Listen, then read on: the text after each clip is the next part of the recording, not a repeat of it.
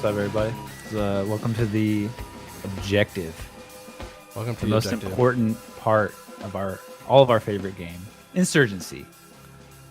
What up, James? Let's talk a little bit about competitive Insurgency, and I think I want to just go ahead and jump into one of our segments All right. called "Sick of It." Sick All of right. it. Because Snailman, I know you well enough at this point that you get pretty mad about some certain stuff. I think you're one of the most biggest ragers in the whole Whoa. Twitch Insurgency streaming community, right? It's like the pot you calling the can take kettle a couple black right pages there. out of my book and just cool off a little bit. Right? Oh, yeah. Keep your emotions nice and level like I do. All right. So this segment is called "Sick of It," where we each pick a topic of something that we're sick of seeing in competitive Insurgency. It could be something people do. It could be a gun. It could be a map. It could be anything. We're just gonna vent a little, all right? Because sometimes, and this is how I explain it. Sometimes it's good to vent. You know, like when I'm streaming, you guys ever watch the gem stream? You see, sometimes I get a little frustrated, all right, and I vent to my stream, and you guys are there to support me and to just take I can take the anger out on you guys, and you guys like that for some reason. And I don't push to talk. Never push to talk.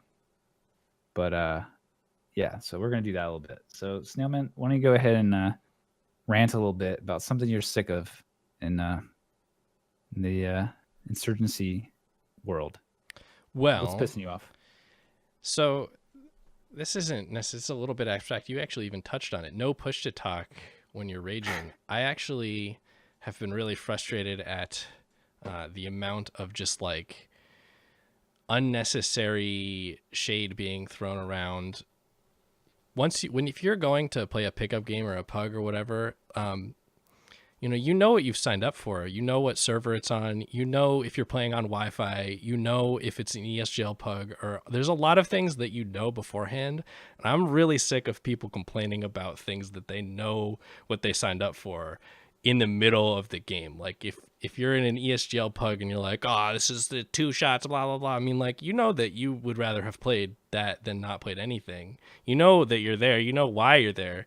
If you're, in the gym and, there's somebody you don't like on playing on your team, just leaving, like, the rules of the gym. You know what you signed up for.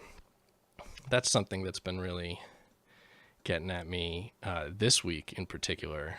I think 3 or 4 different. I don't want to call anyone out, but it's been that's been frustrating this week. Like, especially people with like playing on Wi-Fi complaining about like hit reg and stuff. Like, Yeah, I'm also sick of that, and but it's also something I've probably been guilty of. I definitely used to play romance and European. I'd wake up bright and early to play with my favorite Europeans, who are all probably sleeping right now. So I guess I can talk some shit about them. Actually, not really. I'm gonna talk shit about myself. I used to go into European pugs and just complain about my ping all the time, which makes no sense because obviously my pings would be really high. And I was like the 1 NA person versus 9 EU people, so majority rules. That's how it works. Yeah, I mean, you went into the gym and then there was a bunch of European players there. Like, you're not going to make them play on the LA server. Yeah. It would be worse for everyone. Like, you sign up for a tournament and you know how geography works. You should be prepared to play what servers the tournament admins give you, Yeah. Just want to shout out NWI, by the way, for the host. Appreciate the support, as always, New World.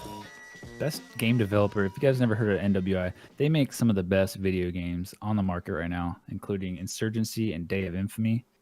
And they've got another one in the works that I've heard rumors of, but can't really speak to that one way or the other. Who knows? Absolutely. I think I've heard a few. You know what I'm sick of? You know what I'm sick of? All right, what are you sick of, Gems? All right. I'm sick of when... All right. So say I'm on a pug team.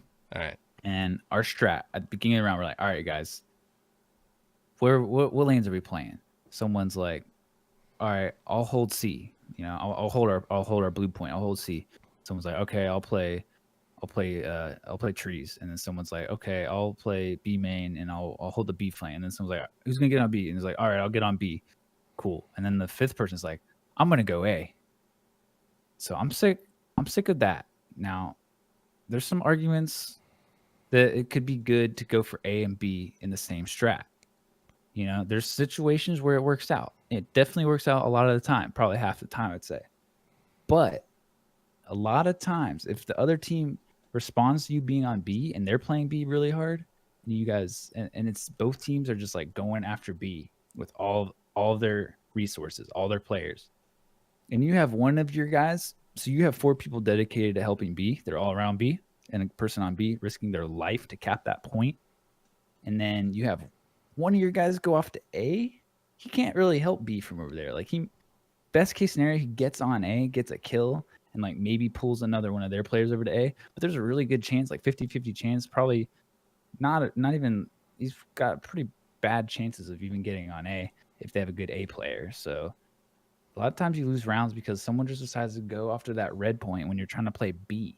So I think personally, you should dedicate everyone to the same neutral objective or red objective. Like maybe do an AC strat. I think B only or AC strat is just kind of the dominant strat, like objectively. And I think a lot of people want to argue with me on this point, and I'm willing to debate you next week on episode 2. Episode actual 1.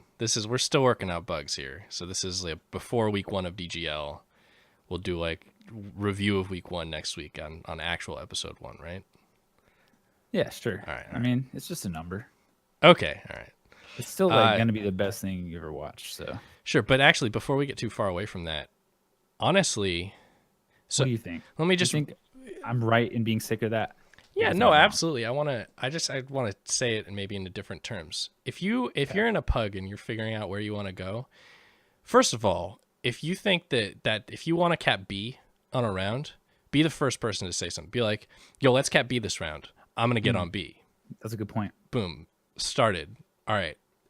If that happens and you're going from there, everybody's plan should have that in mind. So if everyone's like, yeah, I'm going to push my lane, I'm going to push balcony, and I'm going to push apartments, and I'm going to put like, it takes 25 seconds to cap B.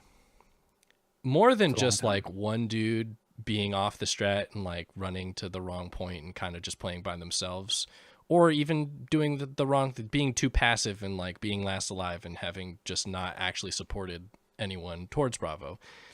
Everybody dying before 25 seconds it's one thing if you're dying fighting on an Overwatch position on a support thing. Like if you're fighting the apartments guy from balcony on district, for example, like that's totally fine to die doing that. You're trying to support your B player. You're trying to protect them. You're trying to do something relevant.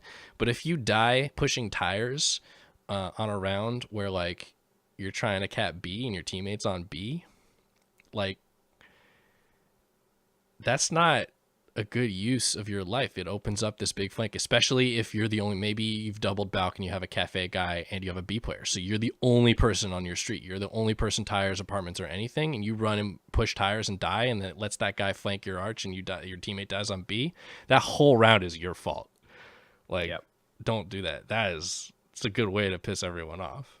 Yeah. I think the overall like super guaranteed best way of thinking about the game, inarguably, is that whatever you decide to do at any moment, you have to think about it in terms of, does this help my team? What is the percent chance that my team wins the round as a result of this decision?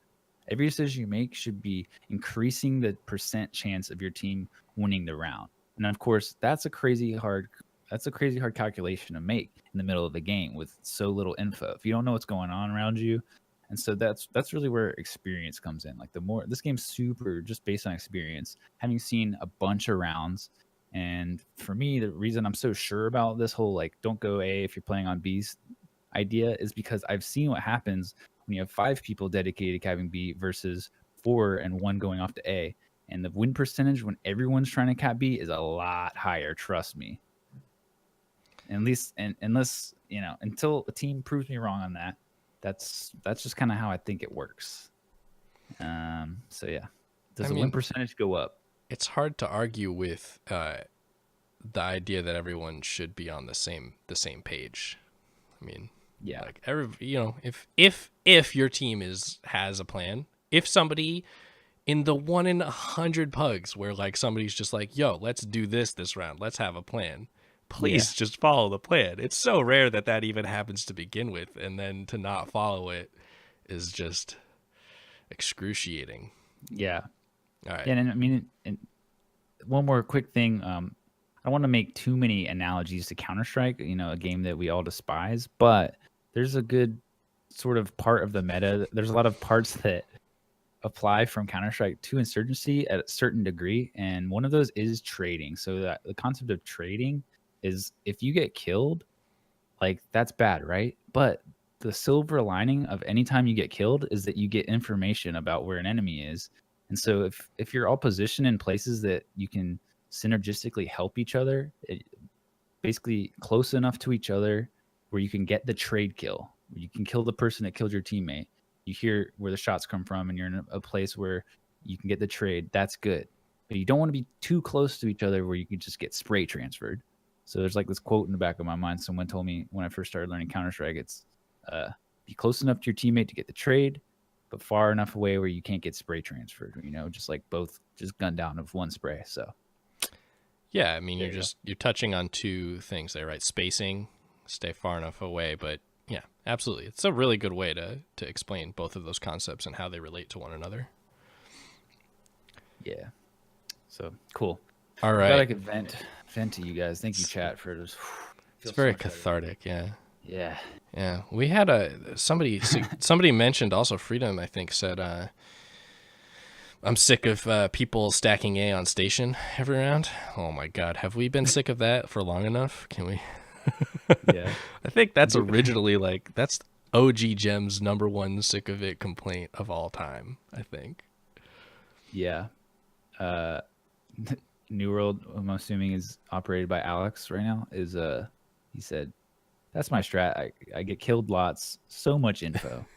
It's true, man. If you're the first Absolutely. one to die, that's why I always tell people KD. Don't look at KD. If you're the first one in there, going and getting the info, that's valuable, man. That's valuable info. That first contact player, yeah, you're gonna die a lot, okay? But you're getting that valuable info for the rest of your team. That guy sitting up in Dark Window, he's not good just because he's 22-6. He's playing Dark Window, all right? Like, come on.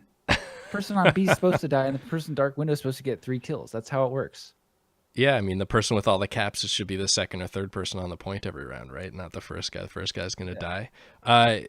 Something that COD pros used to talk about a lot, too, is that, and this doesn't transfer completely because a lot of the game modes they're referring to are respawn, where you just have a 5-second delay or whatever. But having a large number of kills and a large number of deaths is superior than having just like a big KD. Yep.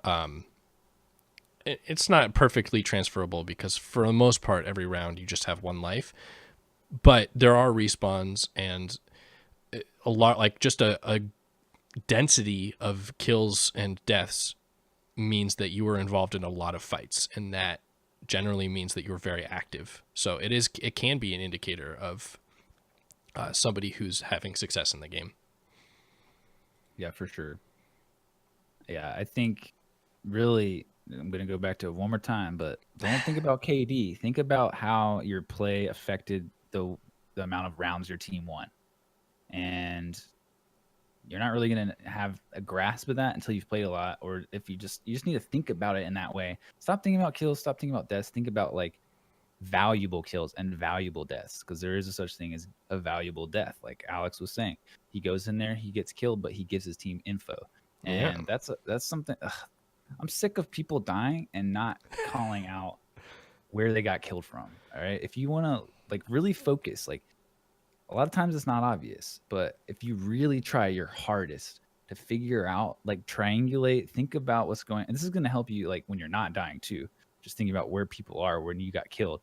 Like if you don't know where you got killed from, like first of all, you see like the little red. There's like a circle where it shows where you're getting shot from. It's like if you get shot in the back, you see like a red circle, right? That's behind you. I'm pretty sure, and you should be able to hear the shot right before you die too. So like practice like audio locating where shots are coming from and like looking at the little indicator on your screen. And then like, if there's like an upper and lower portion for where you got shot from, like maybe guess or just like say like, oh, he's either apps or cubby, apps or cubby, apps or cubby. Like if you don't know, like that's so much better than just saying I'm down. Yeah. And also it's going to help you because then you remember where you got shot from and you're gonna be like, next round, I need to watch this area. Yeah, so that is really interesting you mentioned this. I've had a conversation in a pug recently with somebody, I think this week, where I asked them why they didn't say where they died from, and they said they didn't know where they got shot from, and they didn't want to like give bad info. And I've heard people say that before. So my analogy for why I think it's better to guess and to give good info is a little bit silly, but it relates to like instant replay in sports. I would much rather have like the instant replay official always make the call. If they're asked to like make a judgment on a replay, I think that the instant replay official's word should just overrule always the referees on the ground, because like you have all these angles, you can slow it down. I feel like they're going to make a much better judgment than the real life official, no matter what. So even if it's inconclusive or whatnot, there's not enough evidence to overturn. You can't overturn that. I'm like, no, why can't you? Like, that's just some guy making a call in like a half a second. It was 100 feet away from it. If you can't get like a ballpark guess of where you got killed from, then like you probably just aren't wearing headphones or like weren't paying any attention. Like, I don't know. You can get it, or you just don't know the callouts, which that's understandable. Like if you don't know the callouts, if your spatial awareness is still like developing like on the maps, like that's understandable, but really just try. Like Snailman said, even if you're only 50% sure, like just give your teammates something. Like, yeah. All right. I think we could just do this for the whole thing if we let ourselves just spiral out of control. Should we do a segue demo review here? Oh yeah. So should we do demo review, or is there something else? I'm looking at all these segments written down, and looks like let's see. Let's jump into it. What do you guys want to see? You guys want to see a demo review? Morty, someone yells at you for getting killed in the wrong place. I mean, it's a skill making good guesses, but I think that I still think it's better. You can't make everyone happy. People are going to get mad no matter what. We're still playing. Like, yeah. That's the first thing I was sick of, right? Getting mad for things that you know are going to happen. Don't let other people sounding mad affect you. Like, I don't know. Especially me. If you guys ever play with me and I sound mad to you, it's not anger. It's just like passion for winning, dude. I just want to win. Like Link's put it really well recently. He's like really competitive people like him or me. Like it's like two sides of a coin. Okay. Like there's like the JeMs, like when we're hanging out doing a podcast, and then there's like in-game JeMs. There's in-game Link, who can sound like a dick sometimes, for sure. It gets really, really frustrated when I make a mistake or my team makes a mistake. I get really frustrated. But it's like, I'm like, at the end of the day, like, it's definitely bad if you're just getting angry and saying negative stuff. But if you're saying stuff to try to fix problems, like, even if it sounds like they're not delivering it in the most like neutral, emotional way, like try to like think about what they're saying, That's all I'm gonna say on that.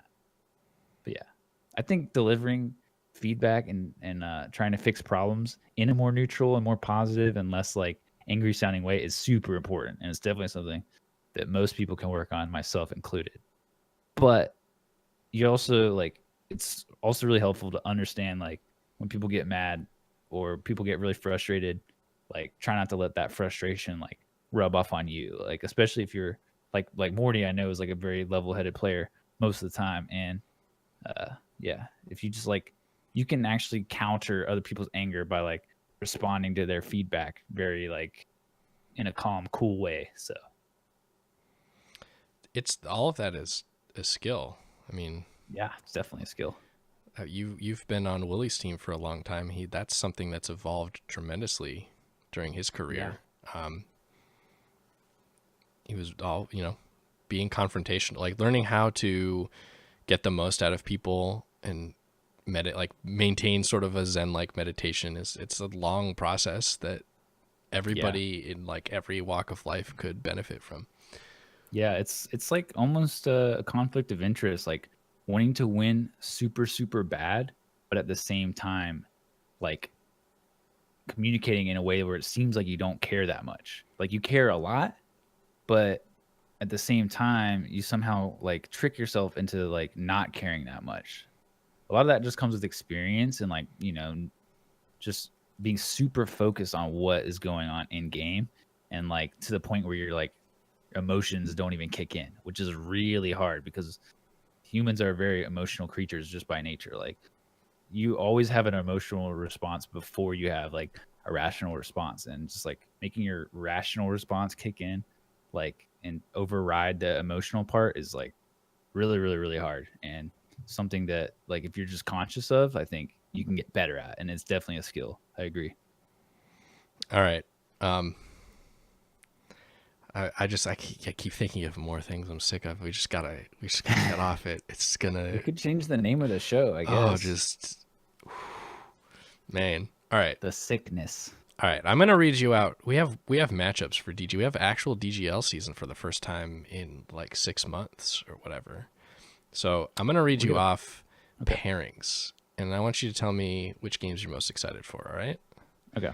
So just a disclaimer here, the way we're doing the DGL this year is a Swiss system. So every week you play against another team that has the same record that you have, or as best as possible. I think every week one team will be paired in a mismatch, just due to the nature of how many teams we have. It's just not possible to do it perfectly.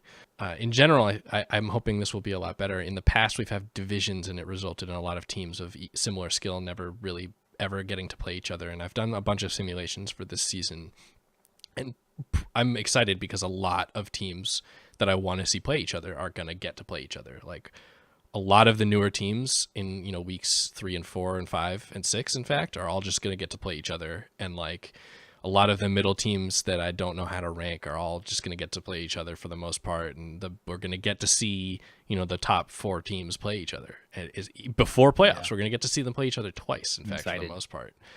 But week 1 is probably the biggest mismatch just in general, so that we can be certain that the top 4 teams are the 4 teams that make the playoffs.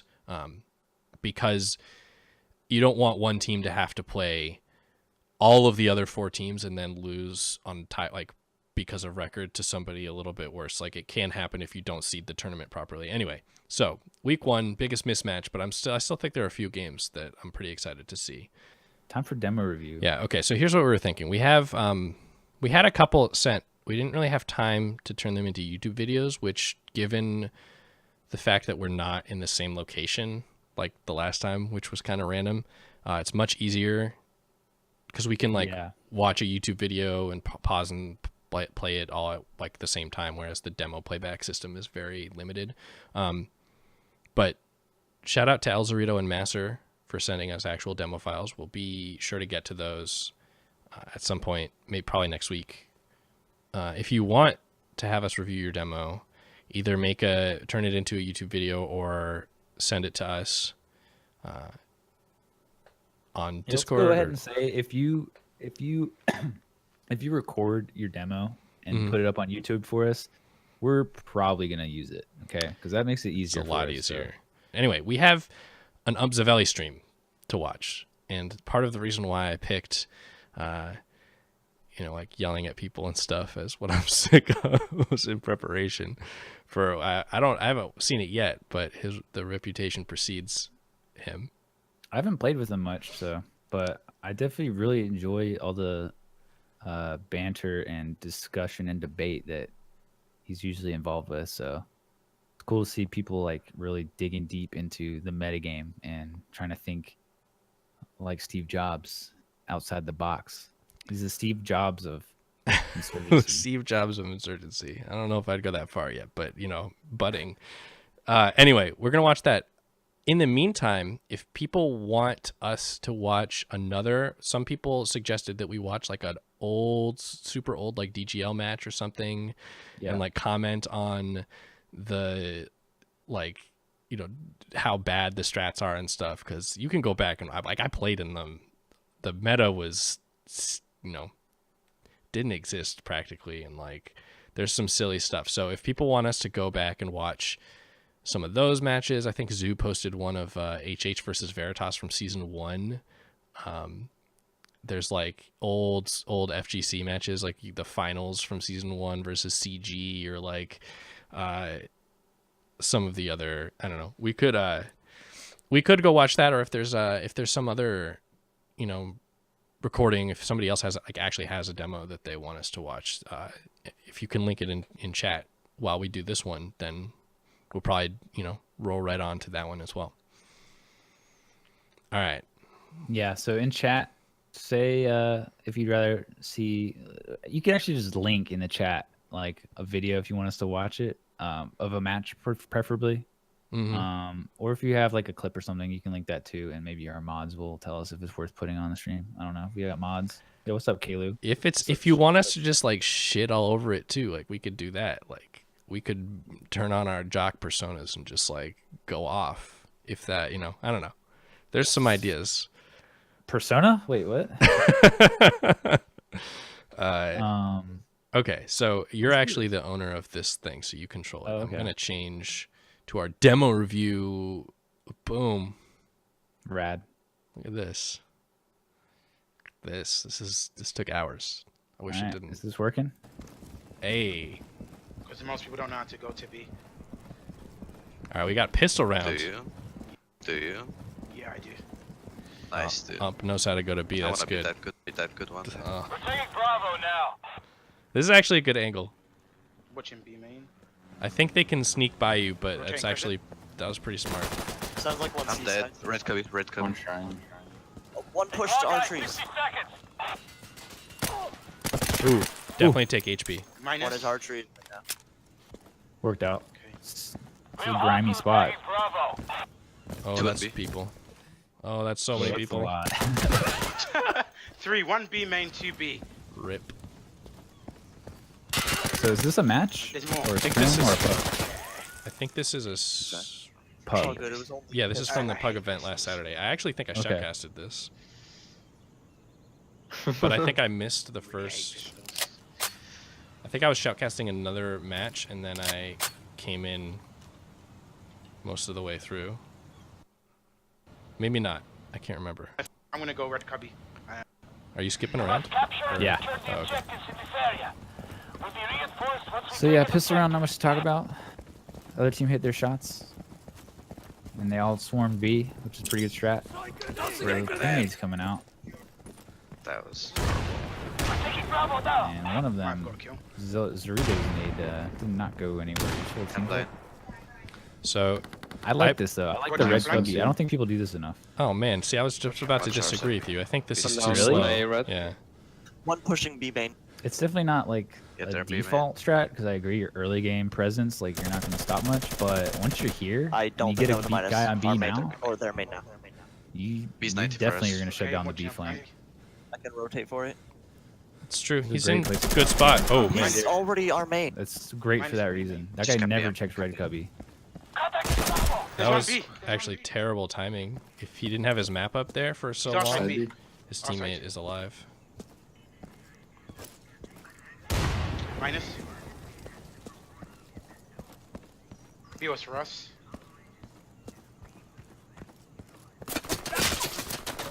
Alright. Yeah, he was able to just push right up to Big our B red, main. big red, you're going From yeah, the yeah, left side. like, from the left side, so that means he pushed from Oh, C so he got ramp, an 8 so, kill.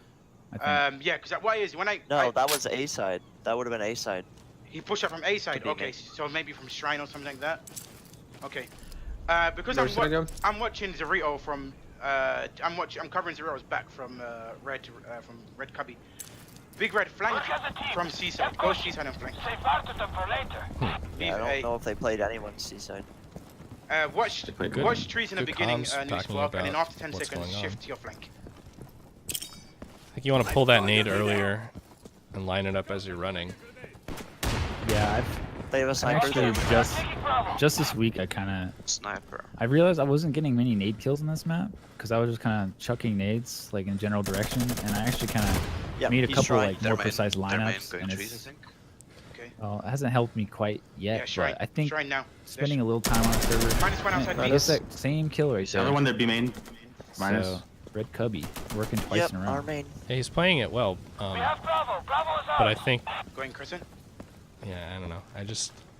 I think that it's a strategy break. that Seaside. is exposed by some of the like early B pressure They're- that security can get. So I think you Going A. you definitely need to consider the full implications. I don't think you can just play it on a default. Our Because it just takes so long to get there. Yeah, They can already be on B. They can already be out security Minus cubby, like Base doing wood. stuff. Yeah, good, good. Hold on. yeah. Like, He's So been able to push you our do main have every right time. We're peaks. leaving something open. You Like, do B have ma- like good on vision straight on line. flanks and he's stuff, running but from B main. I mean, because they can get to blue Yeah. cubby Takes a long faster. time. Yeah, it doesn't help If you with flash it doesn't if you help flash versus any of the blue cubby, fast options that security and then has. push advanced trees, then that will slow him down from pushing B main. And then I'm nading it, but sometimes you can dodge the nade, so flash it. so we Please breezed flash. flash we from breezed where? by From it, Flash but from trees. Throw a flash over trees. Do I affect and your then that will volume slow him down. if I change it? If I mute? Okay. if you I'm gonna be mute, so Because blind. you're just coming through Yeah. my desktop. So Sorry for this. Nah, I mean like, can I change the YouTube volume for you? oh no, you can't. No, Okay. is it too loud? I can change it on my. No, it's fine. I'm not. I'm just. We're good. Just wondering. I was curious. I was curious. Watching it back. Going Red Cubby again. Minus. Getting pre-fired a little bit. Oh, yeah, that guy's ready this round. was Minus outside. But a right peek works. Minus. I'm going. See, that's the other One reason it's shrine. good. You get a right peek. Rotating shrine now. So I don't know, Snail. Yo, this rotation though, he just said he's rotating shrine. Look how long this is gonna take. Minus our Yeah, shrines. this is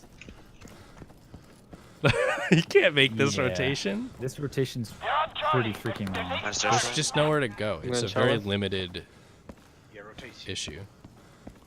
Like it's okay, it's a pug event. People aren't moving Going to super go duper 90. fast, but if you're playing a team that's like, yo, we're gonna cap B, they have Looking big. another guy in. They have Yeah, another look, guy it's in. him. Like you don't have Is B clear? 20 seconds to make a Yeah. rotation. I think so. We don't need any caps. You don't need any caps. Is C clear? Are we blocking? Minus C. So you They should just go capped for a us 5 spawn up. kill. A is 75%. I'm gonna get off at 80. I just kept. Actually, I'll cap They them. Yeah, should I'm gonna just cap them. triple cap. So No this is kill just on sort of C, I a think. Doesn't matter. steamroller No, I'm round, down. So Shout No, cap. they're from Doesn't matter. Africa. Doesn't matter. Kill. one every lane. One. I think I and they naded have one one guy then. on C. And Yeah, you did. B main was dead. So Sick.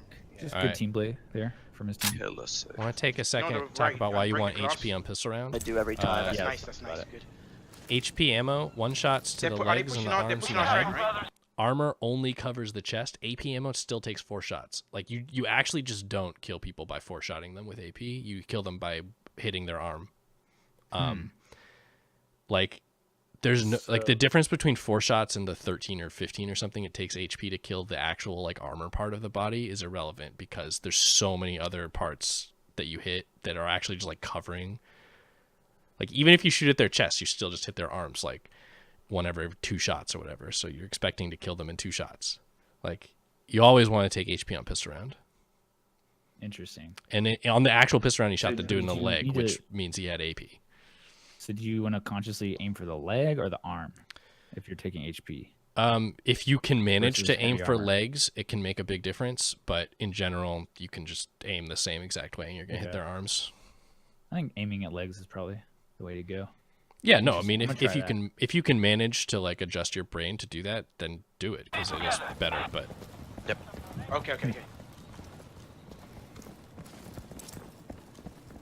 Yeah, I great recently to switched watch to I'm gonna Galil flash on a over lot of again. maps. That didn't So, stall them. you know, Snail's suggestions sound pretty crazy when you first hear them. Minus. Am I right? But maybe they're not. shout out to Freedom pushing for C. jogging my brain on that one. Minus That's a good C. angle. Minus I C. like Minus that. shrine. Yeah.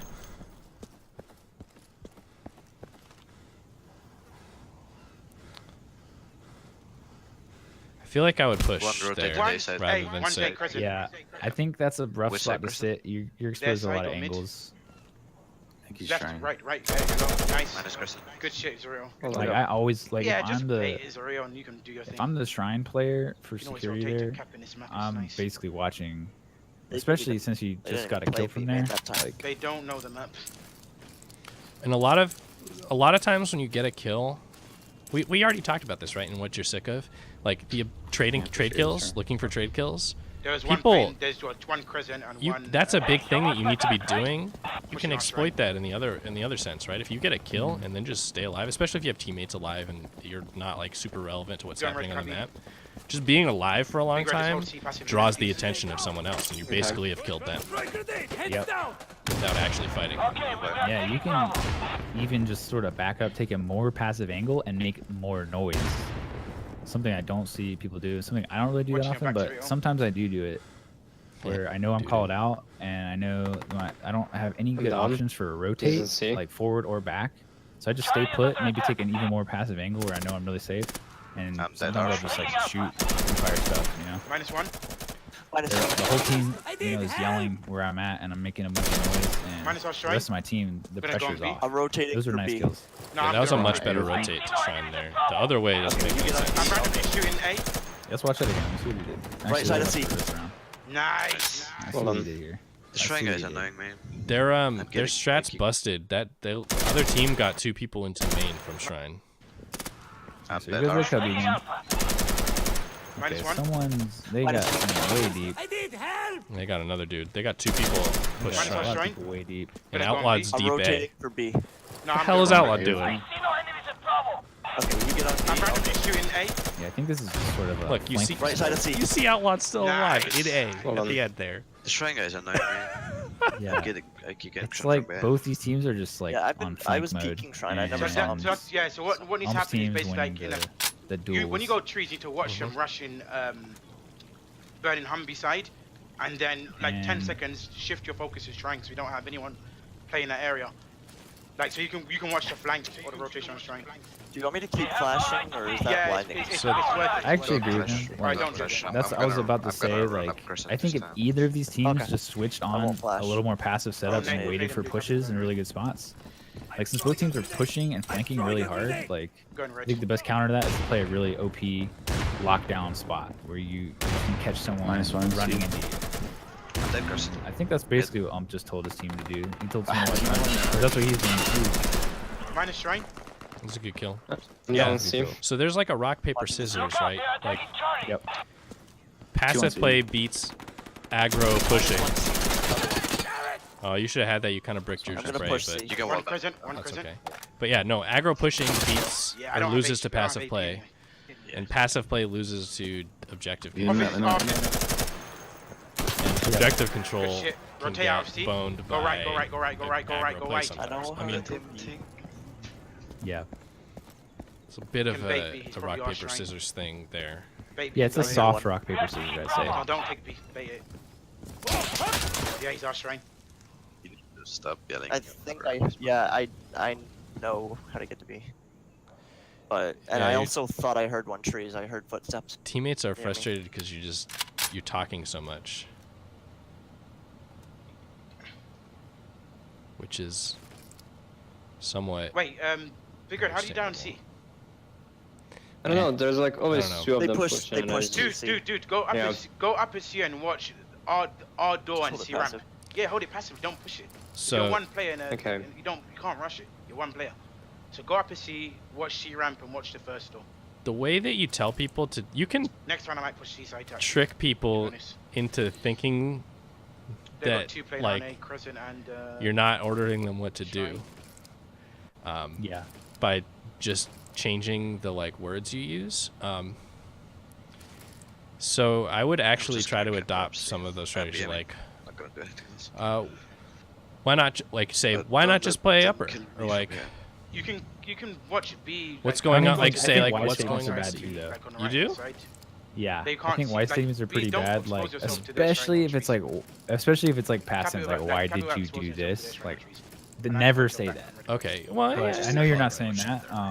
But That's out there. yeah, I think Okay. I don't know. I think especially in like a pug setting, it's better to like tell them what you're doing and then what like they can do to make what you're doing like even better. Like so kind of like you always use yourself like your personal strategy as like the core and then kind of suggest things loosely that your team could do to like synergize with that. I think that's another good way to do it. So okay, here's the thing I do. I say a lot. I say, can we do this? Oh yeah, that's a good thing. Like, hey, can we do that? Because people are like very open to suggestion. They're like excited to. If you have an idea of what you want to do, if, like their main kill. That's great. A lot of people get like stuck. Like, I don't know what to do, and you just be like, hey, can we do this? And they'll be like, oh yeah, that's a good idea. I can do that, and they'll do it. And it's a little silly. Like, why should you have to do that? And it's just, you know, human beings are imperfect, right? Yeah, I mean, I'm as a big fan of direct communication. It was pretty hard for me to figure out strategies like that. Because like people don't. I think there's like, still 1 hour shrine. If you're using super direct ways Shrine, to communicate and like you're straight like saying the quickest way possible to like tell people what to do, it comes off as like I don't know, bossy. Yeah, I did. So, Hold on. Good shit. but it looks like his team made the adaptations that round, and so let's talk about this red cubby again. Like it's coming up every round. Yeah, it's working, and he keeps doing it, and they haven't countered it. They're not throwing a nade in there, so I kind of don't blame him for playing it. So his B guy is not getting killed early from a flank. So, I don't think they have a B I don't guy. know. Yeah, I think it's just this team has a bunch of good flankers, and they're winning all their fights. And I don't know, this pug might not be that even. I'm starting to think. Yeah, like. Oh, he's not going red cubby. He's Okay, going here we all the go. way to A. Okay. I think one Is that there. timing? One just crossed the sea. One shrine. It's good to push with that One there grenade. shrine. Yeah, you need to Minus check trees. it. One red. He stopped. He screwed himself. He stopped to look at red gallery Minus team. where outlaw was. Another one. Yeah. Ramp. One pushing trees. That nade was actually nuts. He could have gotten all the way where he wanted if he ran with it the Minus- whole way, but She's at clear. the same Rotate time, A. he could have just On your arches. cleared it a little more Yep. patiently. Ours trees and their trees. That's something to have to test the timing on. If he knows the timing of Yeah, that, and that's like the whole a time. decent percentage what's going nade, on? then could be pretty good. But They were able to if just it's push. not, Zero, like, Zero, did you go their beat if you're not it? trees. sure Zero, that like you Push have a behind. timing Did you nade go like beat it? that, and you're just kind of throwing it. Zero, Like, you if go. that's Go early, fancy. I'm thinking Fancy and killed him, dude. it seemed like it's probably good. Like Beep, I beep, play beep, C a beep. lot, Fancy. so for or I play A a Alright, lot I'll for security, and I think If that you timing jump would be pretty the close. trees window, they're not But pre-firing I that think hard. if you have should an be able to make AK-74, you it just straight if you're rush fast. that. Like I'm probably more scared of that as an A player. Like not many I'm gonna people. proceed, I guess trees. it's more common now, but Yeah, they had one that pushed their trees late. the red point rushes on this map are pretty strong if you have a good spawn and a light loadout. Yeah, I don't know. I don't they know did what to say about trees. that. It's not even a rush. Well, I guess that round he didn't throw his nade like towards crescent rush or whatever. One there trees. You know they're not Minus on the B. I'm not trees. sure why he keeps They're clearing shrine. B like that. It's Minus just their shrine. frustrating. I'm dead. One They're- more of their trees. Minus the trees. One's our shrine. Three dead. I'm Three dead on rotating. trees. This is slow Still alive. rotate now. Yeah, one's our shrine and rotate now. I do think Cubby is good when you're not just like full peeking like in the doorway, because a lot of people they look at Cubby when they're going past it and they look in the doorway and they're like, okay, it's clear. he's by But their if you're like shrine. last Yeah, yeah, behind the yeah. doorway, holding that acute angle, Our like he's trees been made us right playing, now. like that's really good. Minus. Other I need one's, to turn the okay. volume down on the Their thing. tunnel, maybe? Or shrine? Yeah. you mean? Covering you from one. Sorry, Nice. Good job. Siakius. Hold on. Yeah, I got I data can that turn it time. down. Red It's is tough so because awesome. I can't Rotates independently so control nice. Jem's audio. This map is nice, man. Zero, you going back to B again? No. Okay, cool. You gonna fancy Yeah, or like- something? But I can turn it way I'm down. gonna run into blue. Yeah, we can I'm just going like red. you can just like mess with the YouTube volume while we talk. Yeah, I have to like interact with the OBS, but it's okay. Sorry about that. Sorry that you couldn't hear us over the comms. There was a round where you like ordered Zorito to do stuff in a way that like is probably just too confrontational. It's like Dead, there's that big- you're not gonna get what you want by doing that. Swim their trees. Like psychology isn't like worth just ignoring There are completely. trees. Like Minus our trees. Okay, I it still exists for a reason. for sure. Just mute it. rotate to A. Is it low enough now, guys? Or Yo, Yep, check, there's check. two trees, How's one Gems pushing volume? well, Sure. Gem's volume That's- stays the same. I'm down. Going A. Does it? Pushing C. Oh yeah, because you did that. Okay, yeah. You did that nerd stuff. What? I was behind the fucking things. So this is that situation. If I just died, Well, it's and I'm just playing because B, his I guess I didn't play B. it's also because his rotate was too long. His rotate was so long that round his teammates just like, didn't win a fight or two and it fell apart. And Yeah. but it's good actually to be on A. He's gonna get it for free. The other team, blocked. yeah, the other team just pushed too far. They The other overextended team's past A. Really,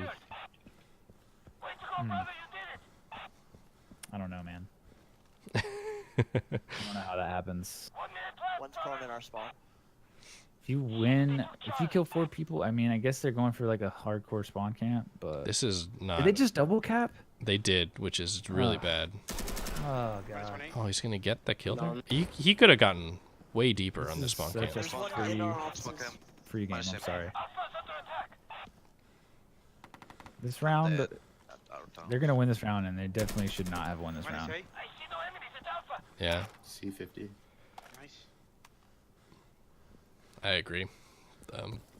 There's no This is reason probably gonna you should come have won in. this at all. There were at least 2 Let's or 3 talk alive about on it. the other team. C blocked. Yeah, I Let's mean there start were the like segment. 3 people alive at least on the other team Hold these. versus Ump alone. Could be in. Ump got on A, not particularly quickly either, Shit, our office on C. Our Don't worry, office don't on worry, C. don't worry. and they never came to block. Then they double capped, so they only respawned 2 or their teammates for 2 caps. Gonna randomly shoot C. And None in C. it's like not Isn't people that don't weird? think about this Cap it. really, but there's an opportunity cost to an objective being capped. 60 round Like for- if you guys have a plan to get on B and cap B early, Nice. Good and the shot. other team just lets you do that, that doesn't mean that 4 people are all of a sudden dead on the other team and that you can push because you're just like so far ahead that you can't lose. Like your life actually becomes more valuable because the opportunity for you to respawn no longer exists. Like you get that free B cap and you can respawn. Like that's just like a freebie on a fight or 2 or whatever, and you respawn your teammates and they come back in the fight. If the other team lets you do that, that's a huge opportunity cost that they've conceded. But if you don't take advantage of it, like you're screwed. This is transitioning into something else I'm sick of, but god dang am I sick of like we cap B and then people push and they turn it into like a 1v4 because nobody had actually killed anyone before we capped B, and then everybody got impatient and died. Yeah. Well, the other huge thing is the double cap, right? Like, Right.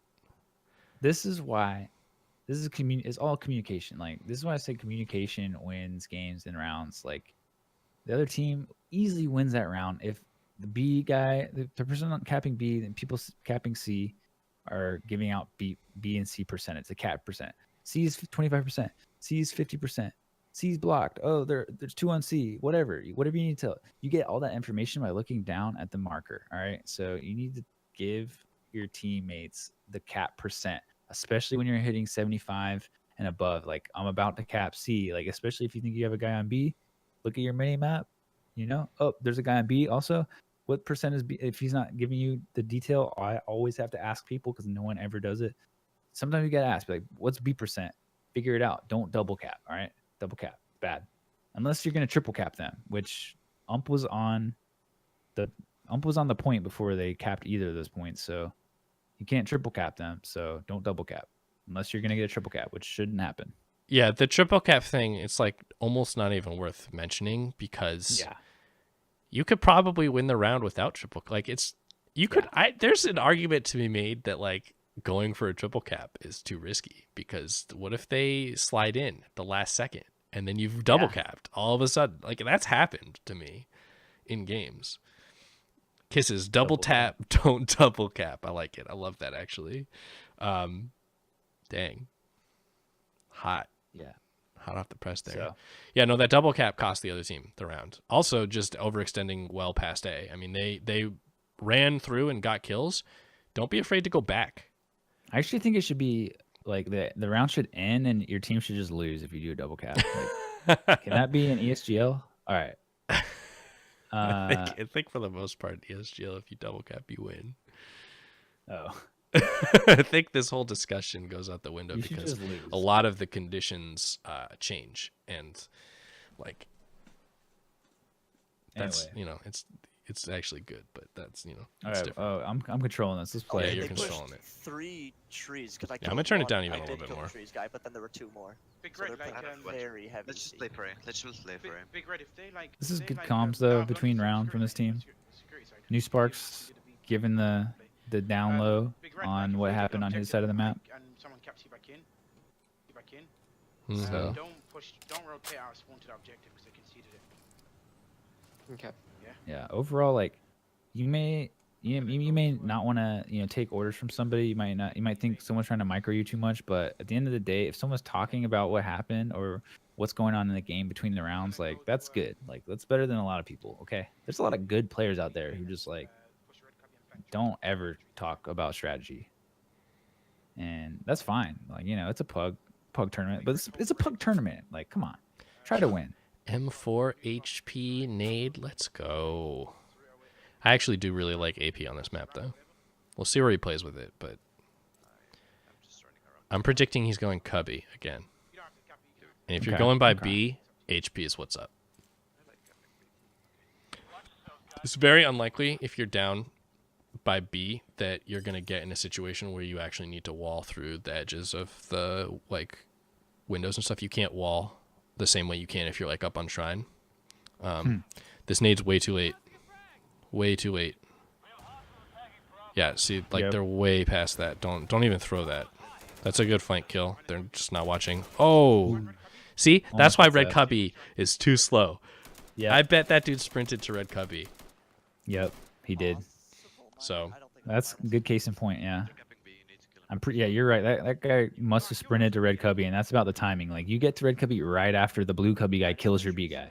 like on the So flank. That's why. yeah. That's why it's potentially bad. You need somebody somewhere else covering the flank. minus B guy.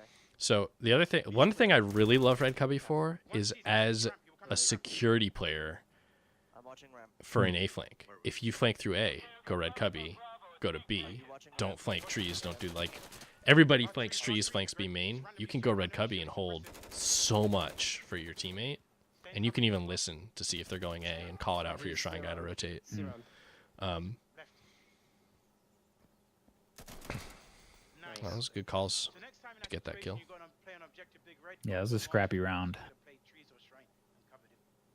but everyone was there for both teams to get trades, and it came down to that 1v1. Those are satisfying rounds. HPM4 is always good. Yeah. Also, if you're playing by B, HPM4 can shoot underneath the like trucks and stuff, which is relevant on this map. Oh, he's gonna throw this nade again. No, way too slow. I killed the red guy. You Yeah, can nade this- like He should be getting naded. I actually like wait right here because if anyone throws a cubby nade, you just okay, that was a smoke, but Minus B. you can. I rushing guess blue cubby, like if you're getting flanked as insurgents like this, you need to have a cubby nade. That's just brutal.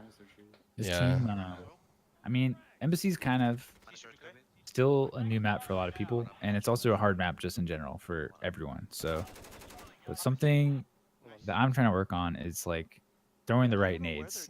And if this other team can get a read on how they're getting flanked, like how did that other team, insurgents need to be like, whoa, how did that guy get into our B main that fast?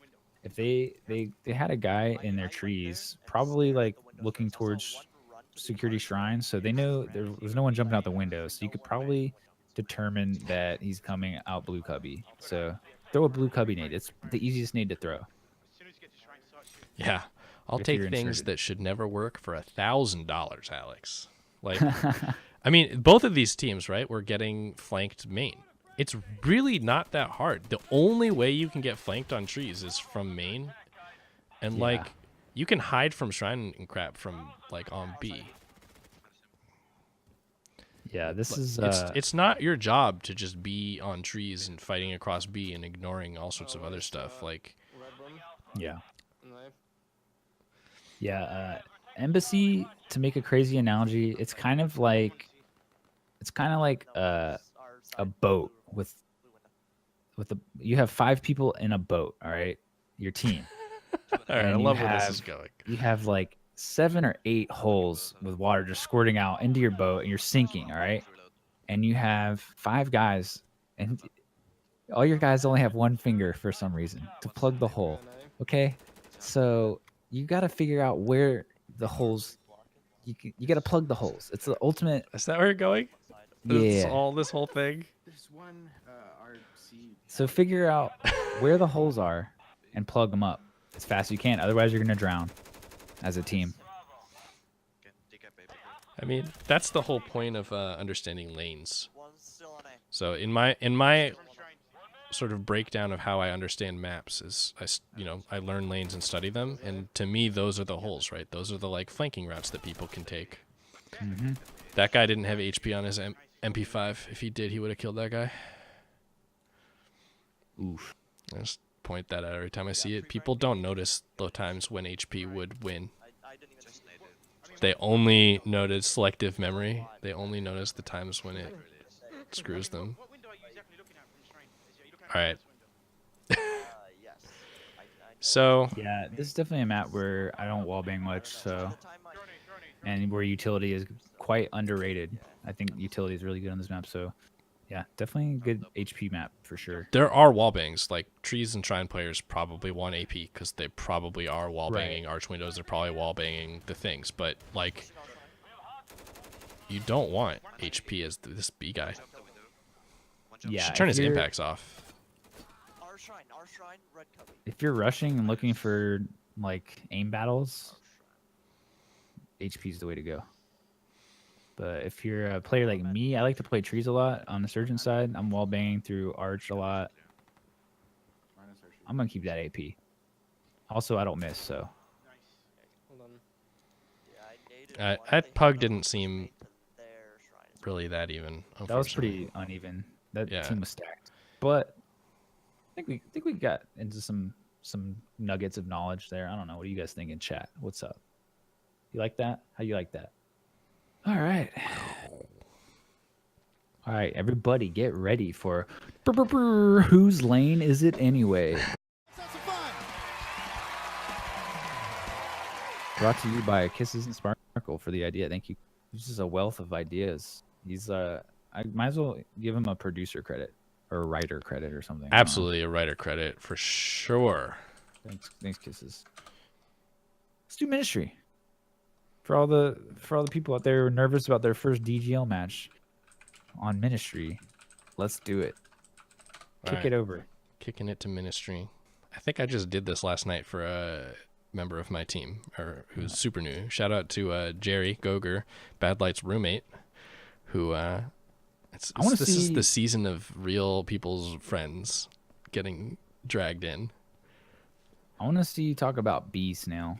You want to see me talk about B? I actually rarely play B. I'm pretty much a lower and A player and rotate down to C type player. When I go out here in this big scary area, I'm like, nope, and I'll run away. So All right. This is a weird map. So step 1 is that security gets into B way faster than insurgents do by like a whole second. So you have time to run down and look across and kill the insurgents as they run in. A lot of teams like to spam across to deny the insurgents entry into the objective.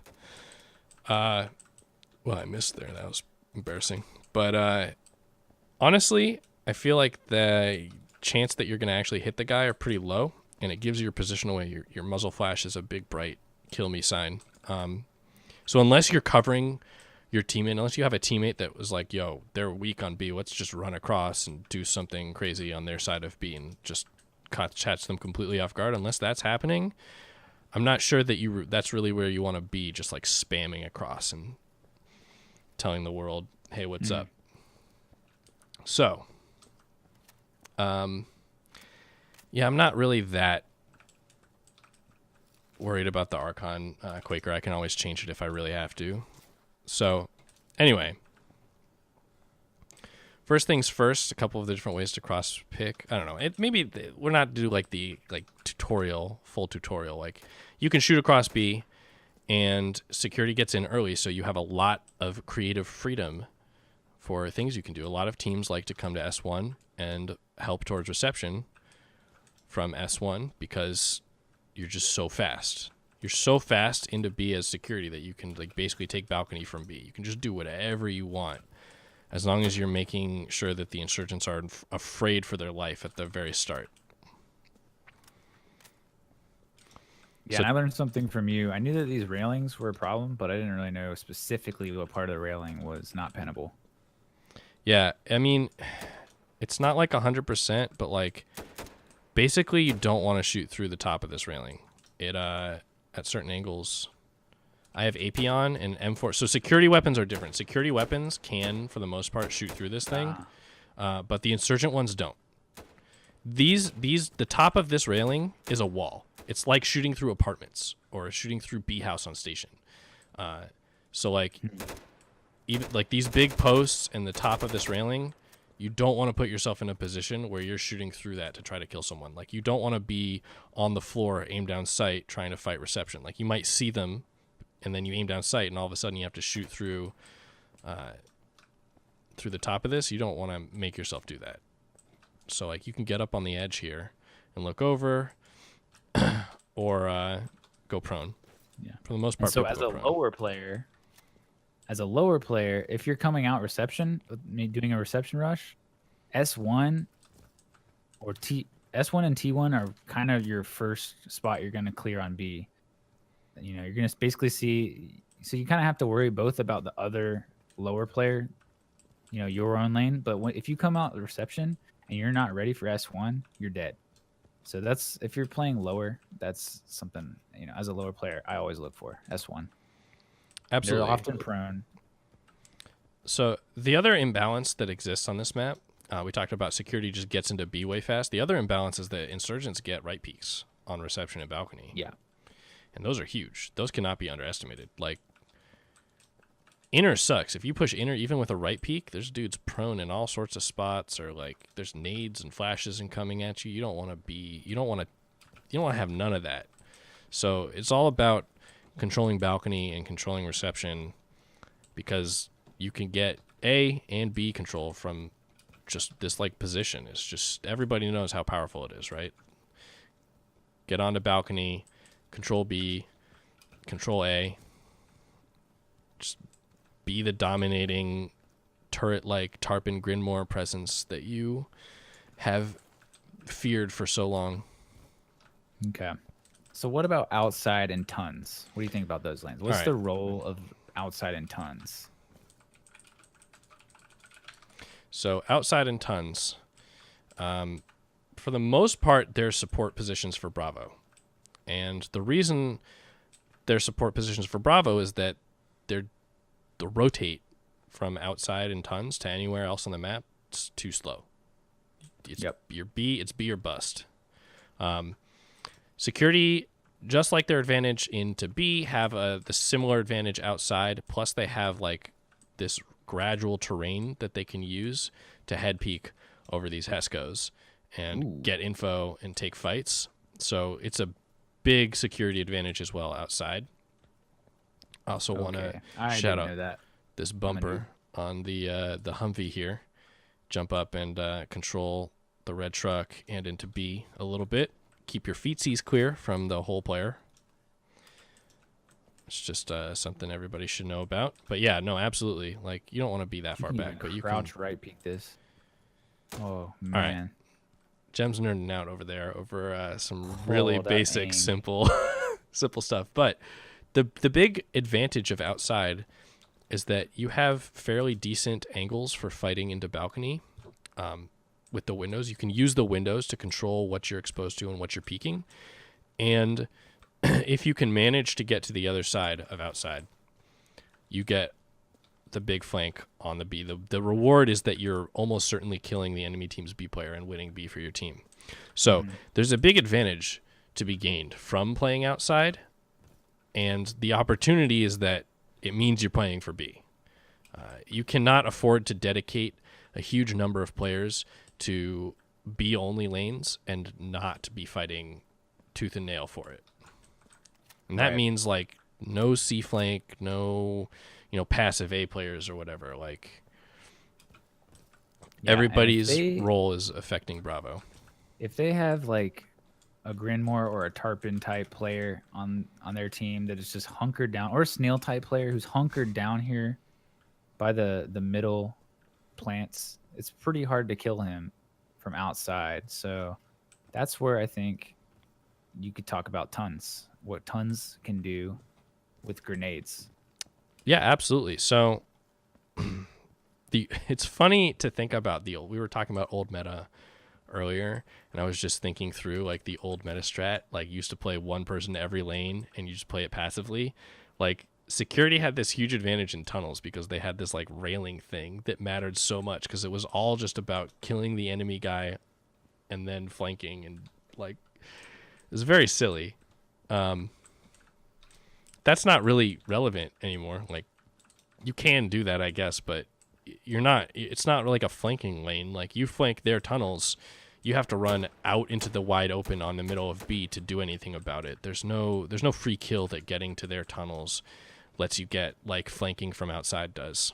And I think a lot of players are too afraid to run out of tunnels. A lot of times you'll end up as the last person alive. You feel like you're blocking B. You're just sitting here and you're just kind of stuck waiting to get peeked from balcony or from outside, and you can't watch both at the same time. It's just a frightening thing to have happen. But the advantage to tunnels is that you can run here safely at the beginning of every round. You can come down through C and you just hug the inside towards B. There's nobody who can see you. You can get here for free. And one of the things you can do is watch lower. You can watch the reception flank and try to kill the reception player. You're a little bit slow, but usually those players have to stop and take a fight somewhere. You can also listen for info from your B player if they're fighting someone, like, oh, they ran to T3 or at T1 or whatever, and you can actually learn some lineups. It's fairly simple. You just use these pillars, and the tree is your guide, and you can get up and throw some grenades over to T1 if you want. Like, I have a flash, but it's the same thing, right? It'll blow up. You can also learn grenades where you have lineups with, like, I know in this corner, you line up with one of the corners on the ceiling, and you can throw a grenade to the other team's tunnel. It's kind of a little bit of a meta strat. I think Jems might know this Nerdy. one. But this is absolutely a B support position that you can it's kind of a use. one and done spot. Like, it's pretty dangerous to peek out of here. So it's almost sort of like a trench. I think of it sort of as a trench where you can potentially fight lower. Of course, again, from the lower player's perspective, if you're peeking out from this area and lower, you should be checking. If you know B's blocked, I often get this kill or look for this kill on the player in the tunnel stairs, and it's a pretty even fight, but I think it probably favors the tunnel player. Definitely favors the tunnel player because you can pre-aim it. You can expect that fight. Oftentimes your lower player is fighting balcony or reception, leaving inside a lower open, and as a tunnels player you can cover that from across the map, which is really, really powerful because you're on B causing problems for the other team while you're doing something useful for your own team. Yeah. One thing I actually have like a nade lineup from. Oftentimes I find myself in these corners on B. As the B main player fight, like blocking or, trying to be alive while safe from, like, balcony is such a scary thing. You don't just want to be exposed to balcony, like watching outside or watching across. So I really do like being here or being prone. Like, you're either watching balcony or you're watching something else. I have a grenade from here for their tunnels because so many players typically just sit here for a very long time. I don't think people should overstay their welcome. I think that you can actually, if you're quick about it, you can run out of tunnels towards middle and get down and then, like, watch outside or something. And that's far better than being in the tunnels. If you have to stand up and fight balcony, you actually have some cover. you can do something. Whereas in tunnels, you're just so limited if they have called you out. Yeah, B is one of those areas of a map where you have to really think about your angle exposure, which is how I define like all the angles you're exposed to. You need to be aware of that, and you want to try to limit that as much as you can. Like pretty much anywhere you play, even if you're prone, like you're exposed to too many angles, and by too many angles, I just mean more than the angle that you're watching. You can get shot in the side or the back. So try to think about spots that you can be effective and play a role, and tell your team what you're able to fight and what you're fighting, but don't get greedy. Like, you're gonna want at least one other player helping you on B, because you can't do it by yourself. Absolutely. While you were doing that, I was answering a question for Seh. He wanted to know how you wallbang apartments, or no, wallbang A from B through balcony. Ooh. I don't know if you've ever encountered that. That can be kind of like a meta strat. You really have to go for this. Is exactly why you have to go for this fight across B, pretty much on both sides.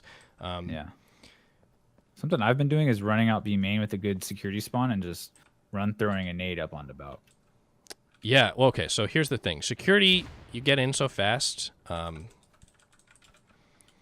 There's a couple of things you just got to know about. Here's one. You're running into B. You pull a flash like here. Right click it. Just sprint throw it. It'll blind the insurgent guy. Buys you a ton of time to do what you want to do. You want to get reception. You want to get out like to the middle. What do you want to do? You can do it with that flash. Super, super useful. Totally broke. We had a match the first time I encountered it against Armada. Just like ruined our entire setup. Could not possibly contend with it. Wooly was just running across and just dominating with the flashbang because everyone else was too preoccupied. But yeah, if you don't send anyone across to look for these kills, like you open up so many things for your team. If you let them just like wallbang into balcony, or you let them just get to S1 with no contest, or get onto balcony through B without contesting them, you absolutely need to be doing something to slow down the enemy's team's B rushes. So I think you're basically obligated to play B on both sides. So yeah, I think this map, if you want to boil it down to the one MVP most important lane, I think it's B, which is why I really wanted to go over it. I think really, really strong play at A can win you games, but if the other team is winning B, it's really hard to counter it, because B is a hard point to retake. And how to counter the flash from T side. Sometimes as a insurgent, I'll watch outside at the very start, wait for the flash to come off, and try to peek right when it comes off. Just try to get dodge down, flash, yeah. Like just dodge it right away. You can prone behind this and watch for them jumping over S1 to reception. And you can get there in time. So a lot of times, if I have a really good spawn, I'll just come out and slide and try to get close to this thing to block it. The other thing you can do is you can look straight down to try to minimize how much damage, how much time you get flashed. So you come out, you're sliding, and you look straight down while you're getting flashed, and then you peek. But it's always an uphill fight as the insurgent. One thing you have to know is that on 128 tick servers, you can jump through this glass in the office. And yes, everyone needs to know how to do it, because you can't just do it. Like, you can't just intuitively do it. What you have to do is run right up to the glass, and there's like, you step on the little bottom part of it. You actually step up, and that is the height you need to jump through the glass. You just jump straight up. Right through. And like, if you have to practice that a few times, do it. You absolutely need to know how to do this. And you can only do it on 128 tick servers. So your public servers can't do it. Yeah, you can. If you really want to be safe and fight outside for the whole round, you can do stuff like this, where you get like prone in this like thing, which is a little silly. But I think you want to just do this for the very start. You can look for a security player pushing up outside, maybe get info for your team, maybe you hit that shot and get a nice kill, and then can come in. But you have to be doing something. Yeah, I think I think dodging the flash is, of course, if you're expecting that flash as early as possible from security flankers, then yeah, dodge it. You got to dodge it by just waiting a little bit, looking down, all that. Plus, you got to be scared of the pre-fire or just getting picked because of the timing advantage that security gets. So Insurgents, it is an uphill battle, but something I would like to see people do is utilize outside and tons, especially tons. Both frags, flashes, and even smokes, I think. Tons is just a great place because Insurgents do get an advantage with the right peak in tons. So if they're contesting you tons, you should be able to win with a right peak and get into your own tons. You can throw all kinds of flashes and stuff and be safe. And maybe you get a player into tons, you're dodging that flash, and your own tons player could probably flash you out, throw smokes, or throw frags at specific spots if you have a read on where the enemy is playing. So I think tons could be a really good key to unlocking a lot of the insurgent potential. Yeah. It all depends on the tempo. What's the tempo of the game? Security get to dictate that because their timings on B are that's the fastest timings on the map, and insurgents basically need to try to slow it down so that they can take all their right peak advantages that they have on the map. Tons, balcony, reception. Their B is even as long as it's not the first 2 or 3 seconds of the round. Like, you just want to be either pushing and making it super uncomfortable for the insurgent players, and you're probably going to win more rounds, or you need to be trying to slow that down. This might change depending on how sort of coordinated and effective the other team is, but the end result of all of this, one of the things I really want to caution against, is going for the C flanks. Everything we've talked about is just like, hey, you have this timing advantage, do this thing really fast, and you get this huge, you can exploit this. Like, how do you exploit your really quick timing advantages? The Charlie flank, because C is just so far away from the rest of the map, you can get really dangerous flanks.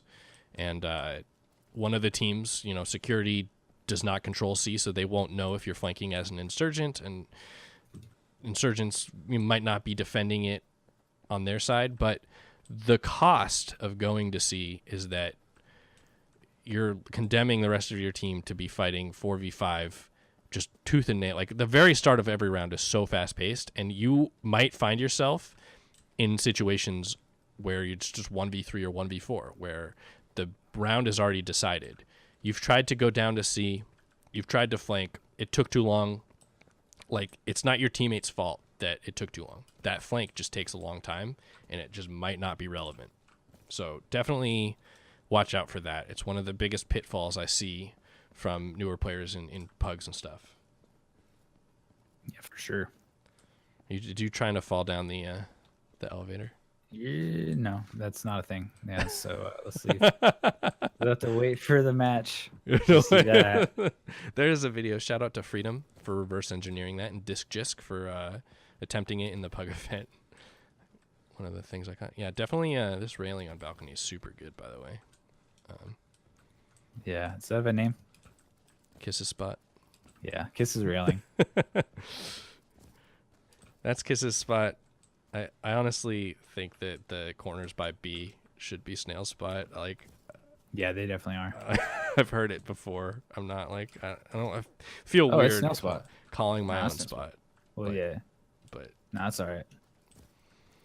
All right. I Cool. mean, we could talk about this more, but it would be. I think that's good.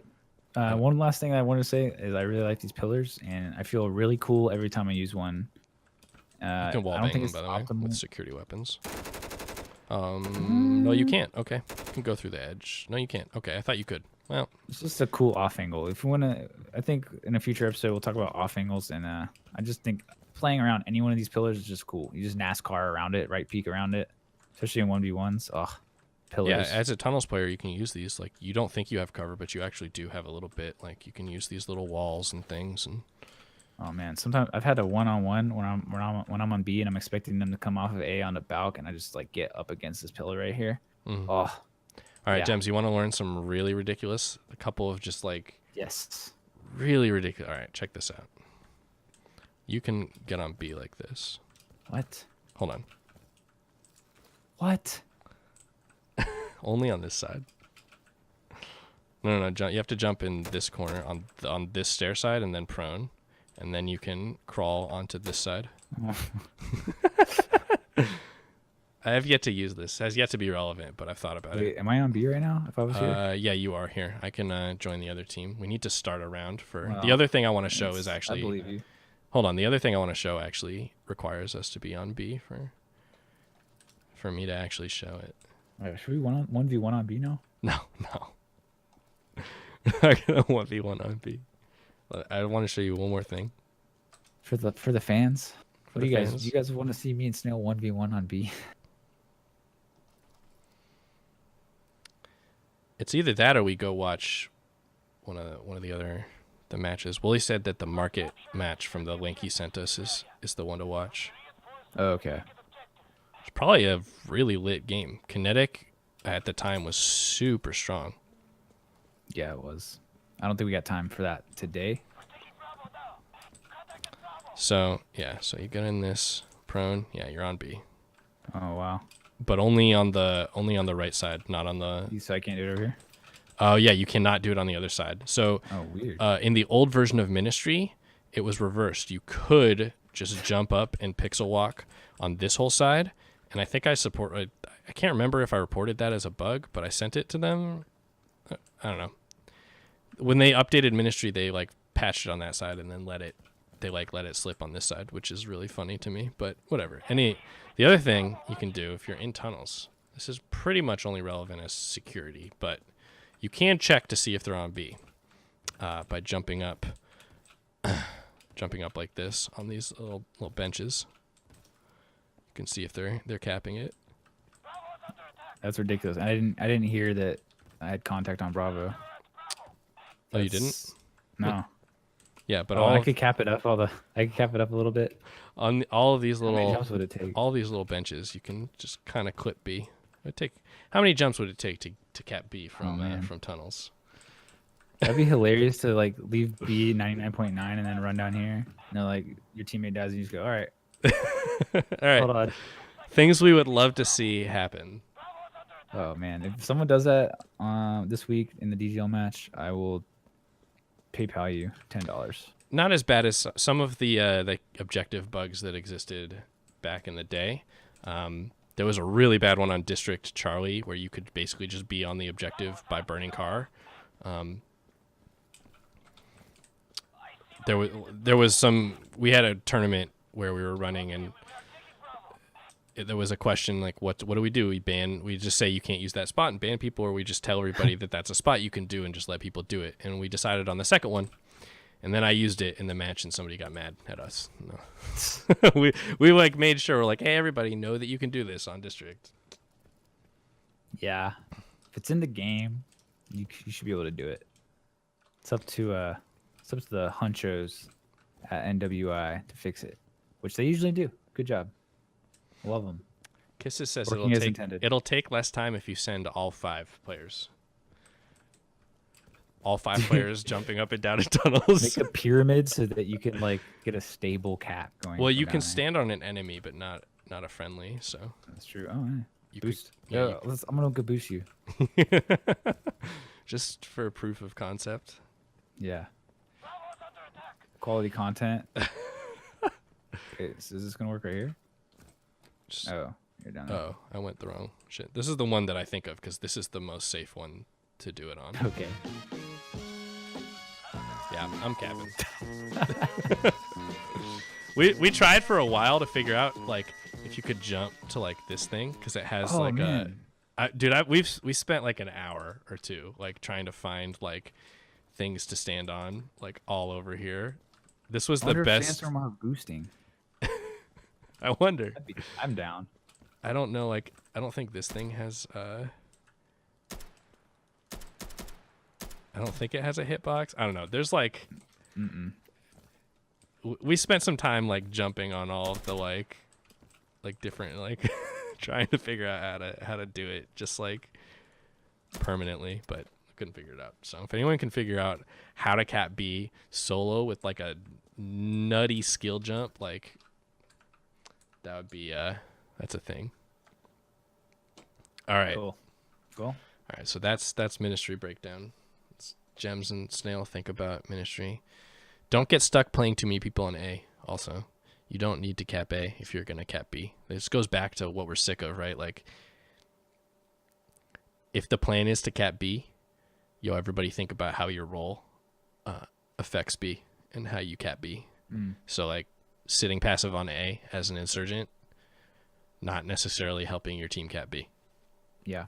Just worth thinking about.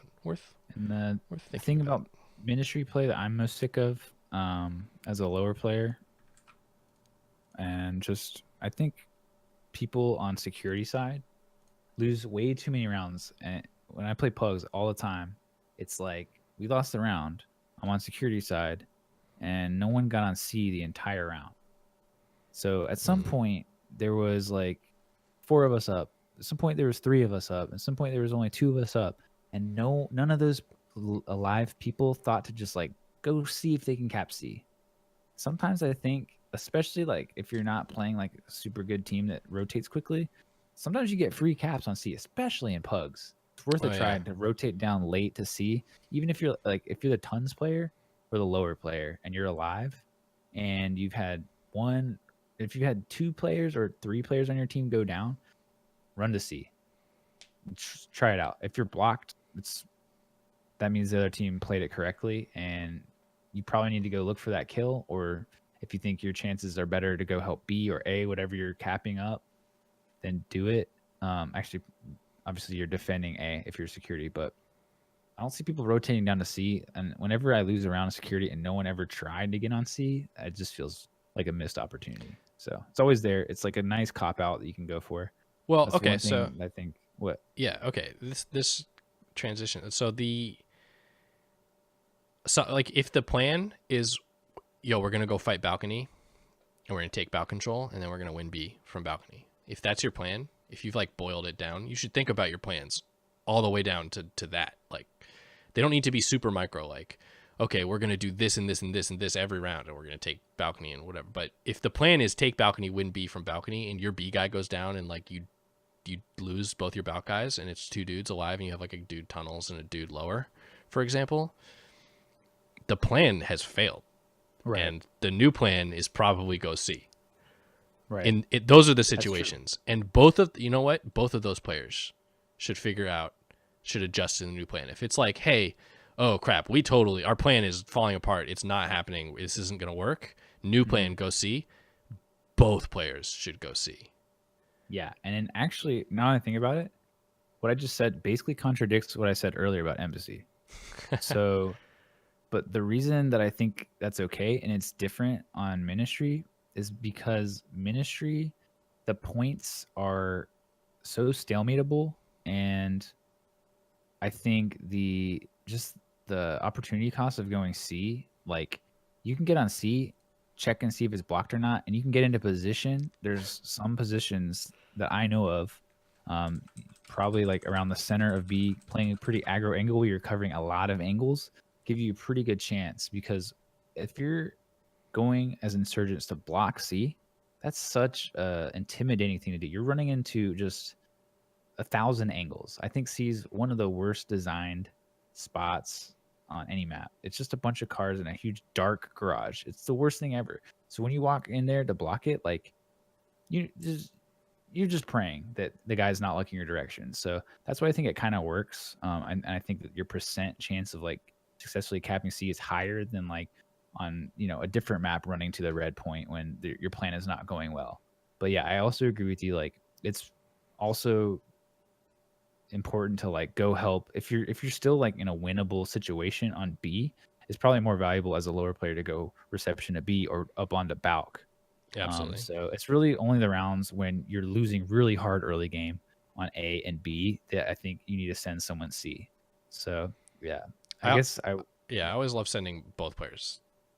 Like the new plan cap C, it gets way easier to cap a point if you work together. Like, there's 2 quick ways to rotate down to C.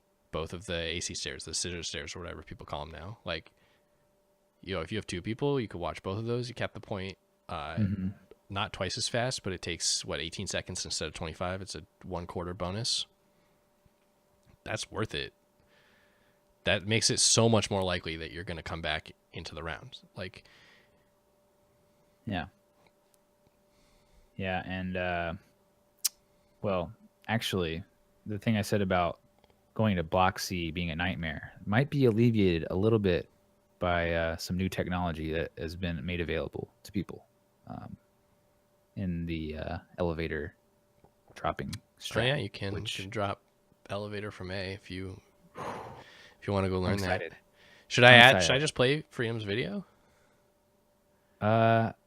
Sure, let's do it. Like, I kind of wanted to, like, I love secrets. I love being the only one that can do some secret thing, but Posted it publicly. I know. It's not a secret. I just want to, I'm going to do it on Saturday. I'm telling you right now. It's going to be awesome. All right. Where's Can't wait. So, how to get down the elevator and survive. Oh, this is just, I can't believe I'm telling everyone in the whole world right now that how to. So you get up against this, all right? Just make yourself flush with this, okay? And get pretty close to this edge as you can. Then you want to look. You see these two wires? There's a tiny little crack between these two wires. You want to aim right there. And unscope and just hold down W. Literally hold it. Well, you get kind of like stuck in the thing. Yeah, that's some speedrunner stuff right there. Dang. Yo, can we like speedrun checkpoint with that? Does that help? Probably. I don't So forget. this is how fast I can do it if I really focus. All right, here we go. Okay, they're on C. They're on C. Oh, I'm block C. He's definitely not elevator. Wonder where he is. Oh, but he's elevator. Oh, man, I can't wait. No one's going to expect it. If I get killed from someone doing that, I'm going to be so tilted. Oh, now there's three ways to rotate down to C. Yeah. So here's the way I used to do it, which I'll never do ever again. I used to do this.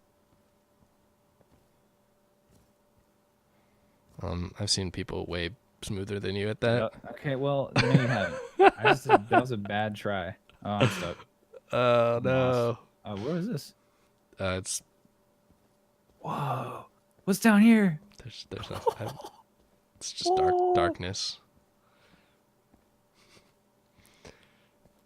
All right. Well, that's that. So I think we can wrap this up now. What do you think?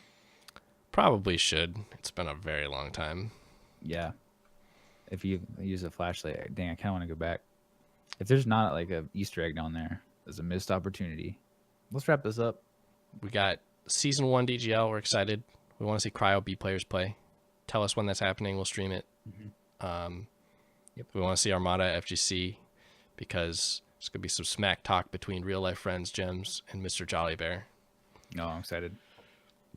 And if you haven't even dipped your toes into competitive, or maybe you've just tried some unranked competitive servers and you're looking to play with people who have microphones, check out the gym, the Discord community for pickup games. It's the place to be if you want to play some 5v5 firefight. Really, it's the only way to play. It's awesome. Every Saturday there's a pug event. Check it out. Someone paste a link in chat to the Discord. Yeah, if somebody could post the permanent links to the gym and the DGL Discords in the chats Discord, so that they show up on the stream, that would be a great help for us. The discord.gg/insgym insgym is the gym, and I think discord.dgl.org works for the DGL, but I might be wrong on that one. Anyway, there they are. Perfect. Thanks, Joe. Wow. Thank you, Shark.